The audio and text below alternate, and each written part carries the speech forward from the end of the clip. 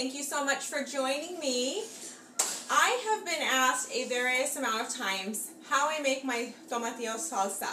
And it makes me feel good when somebody wants my recipe, and it makes me feel even better when I am able to share my recipes with others, especially when they enjoy what I have shared with them. So, since I have been asked enough times, I figured it would make most sense for me to go ahead and share with you live. So, there are a variety of different things that you can do with tomatillo salsa. You could use enchilada sauce. You could use it as a base for enchilada sauce. You can use it as salsa for chips and salsa. You can use it obviously just by itself to top over anything that you enjoy. Eggs, anything really that salsa makes sense with. You could also, one of the things that you could do is do it as a base for like carne con chile. It could do a pork or a chicken base, and so there are a variety of things that you can do with tomatillo salsa. You can choose to make it spicy or not. So just depending on what your choice, what your preference is for your household. So I have two different scenarios with the tomatillo salsa that I can give you an example to. I'm going to go ahead and start with the recipe for tomatillo salsa first, okay? So what I do is it requires 2 pounds, or how I make it, I always make enough to share. So I use 2 pounds of tomatillos, and the way that it looks when you purchase them is it has like a husk of some sort. And so you do have to peel it apart and rinse it. And then you would tear this piece off. I'm sure you can see what I'm doing. So you tear the husk apart and you just twist this off. And then you rinse it very well because it has like a little bit of a sticky consistency. So I just wanted to show that to you. I have kind of skipped ahead and done one of the steps just because we would be here really long. So what I do is I do that to each one of my tomatillos, and then I put it into a pot and I bring a water to a boil, and I put the lid on and kind of just let it simmer together until it comes into a cooked consistency, which then the color kind of changes. And then you have a little bit of water left over, so you kind of want to stir regularly. You bring that to a boil, and then once that's boiled, you transfer it over to your blender. I have a Vitamix, and it works wonderfully. So, sorry, I should be doing it this way. So I'm trying my best not to put all of the liquid. I really don't want as much liquid. I guess just depending on the consistency of the salsa, if you want it more liquidy or if you want it a little bit more chunky. So I'm going to hold off on pouring the rest of the liquid in unless I need it. So here's my 2 pounds minus 1 tomatillo in here. And I use one bunch of cilantro. If you don't have a high-powered blender, then you want to make sure that you mince your cilantro. Rinse and mince your cilantro. Because this one can take it, I just kind of cut it into thirds. I have a half of a large onion. I'm adding that in here. I roasted, while my tomatillos were boiling or simmering, I roasted some bell pepper. I used a half of a green bell pepper and a half of a red bell pepper. And so they have the roasted consistency to kind of give a roasted flavor. And then these are my serrano chiles. I am starting with 6, but I have another 4 here. So you use between 6 to 10 chiles. So I'm going to just add this all in here.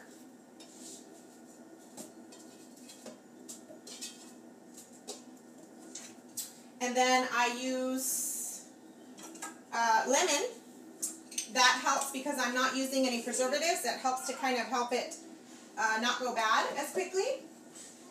If it even can go bad, because most oftentimes it's gone before you know it. So I'm just using my little juicer here so that I don't get seeds into the salsa. So I'm using a whole lemon. You could do lime if you choose. I personally do not add salt because oftentimes your chips are already salted if you're using tortilla chips. and so I just choose to let that be the salt. If you want to, you can do salt and pepper as you'd like. So I'm going to go ahead and blend this up. I start with it being low because I actually like ours to be a little bit chunky. So here we go. I just realized I didn't check to make sure you could see it. Oh, and look at that. There's my oldest son. Okay, so this is Cameron. Okay, so here we go. I want it to be, like I said, I want it to be somewhat chunky.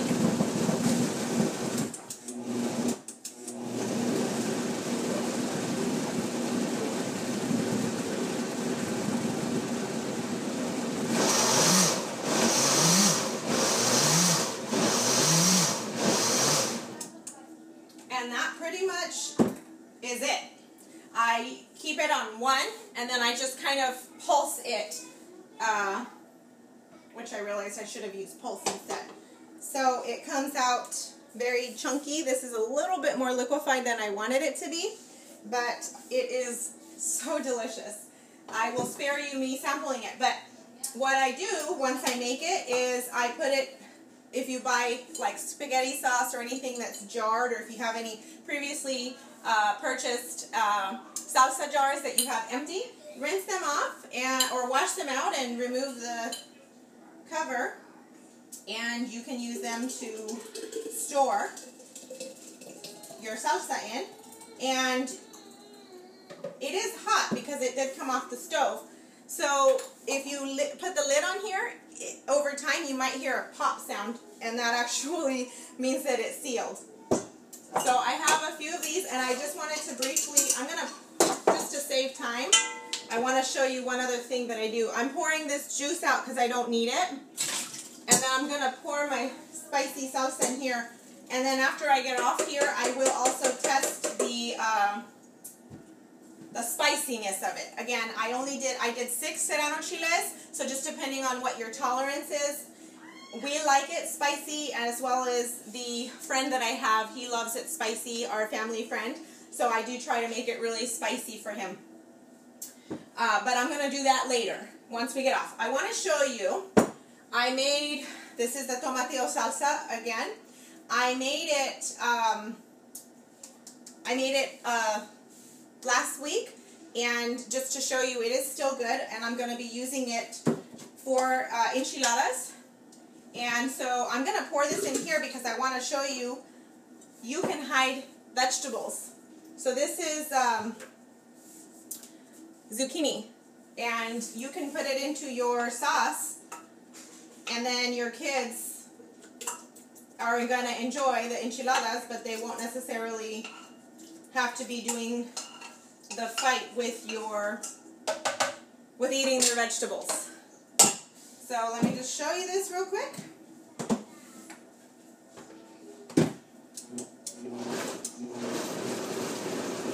So I'm just kind of holding my pulse down and just kind of letting it blend. And then so it's chunky, and then once I cook my enchiladas, I bake it, and so I know you can't really see it, I'm sorry. Here, let me pour it in here. Pour it back in here. So here's the enchilada sauce. Oh! All over the floor, but you get my point. So anyhow, so recap, 2 pounds of tomatillos, 1/2 of a large onion or a small or medium onion. You could also add garlic. I just realized I didn't add garlic. 1 lemon. And serrano chiles, depending on if you would like, how spicy you would like it. You can use bell peppers. I roasted red and green bell pepper. And then you could also do tomato if you wanted to add tomato. So it really is kind of depending on the flavor that you're looking for. Tomatillos are low in acid, so if you have acid reflux or any gastrointestinal issues, this is something that you can enjoy, especially if you're trying to get used to not having things that are spicy. This is something that can work with you, obviously, without the chili. So that's the recap. And I would love for you to share this with friends and family. Anybody that you feel might benefit from it. And also, in case you haven't seen on my like page, go check it out because I do have an offer for a giveaway for a program. So thank you so much for joining me. And I just realized, in case you don't know who I am, I have not introduced myself. I am Carmen Gonzalez, and I help women who desire to lose or gain weight break up with emotional eating through support and accountability so they can be present in life with family and friends. And so this is the heart of everything I do. I want to show families that eating healthy could be fun, it could be nutritious, and everybody can enjoy it. Thank you so much. Bye!